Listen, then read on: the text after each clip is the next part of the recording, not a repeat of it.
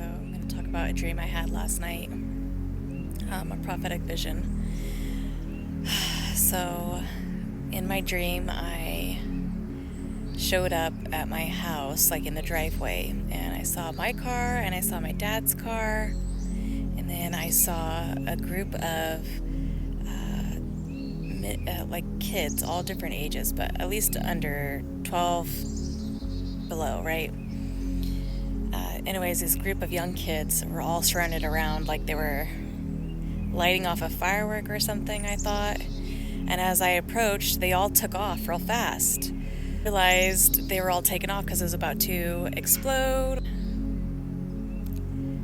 Jetted off just as fast as they did. And as I did, the explosion, it damaged my dad's car, like a big portion, like like if someone rear-ended it or something, it really dented it in, okay? And it broke my rear windshield and a passenger window.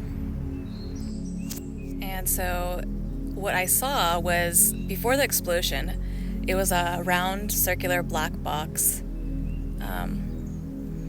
And then, so that clearly wasn't a firework. And the force of that device caused a huge ripple and a pretty devastating blow to both my car and my dad's, enough to make a huge dent in his and break both of my windows. And in my dream, I was like, oh my gosh, because I was like, I just replaced my rear windshield. A few weeks ago, my rear windshield, as I was driving, shattered out of nowhere, the entire thing. And it was like a huge shatter too.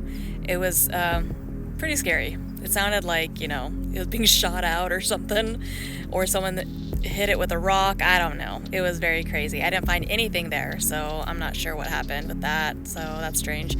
But in my dream, I was like, wow.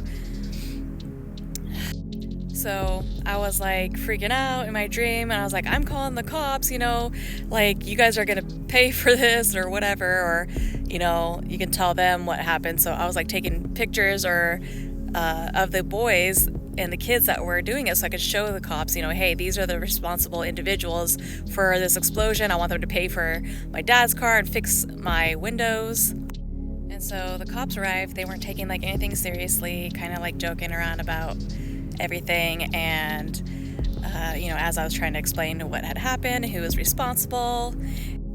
So the next thing I remember, I was like inside someone's house, and I was like, where are the cops at? Like, what's taking them so long? And so I went to go look for them. So I step out of the room and I walk downstairs, like a downstairs patio outside. And I turn to the right and I see a lady there and two girls, and she has a gray cat with a really round face. And I actually looked up that cat, and there's a couple breeds that are like it, right? But it's very strange. So I don't really know. And forget that.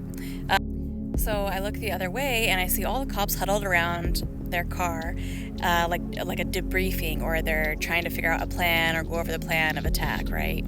And I hear the officer say, we're preparing for the Antichrist. And I was like, what the heck is that? Okay. So I go back upstairs and I'm looking around, and I see this like thin, pale, like veil of some sort, and behind it is this boy about like 5 years old sitting there, light skin, blonde curly hair to like his shoulders, and a lady next to him with dark hair. She's also light skin. One of her eyes was a yellow cat eye, and she speaks to me and says he had nothing to do with this. Now,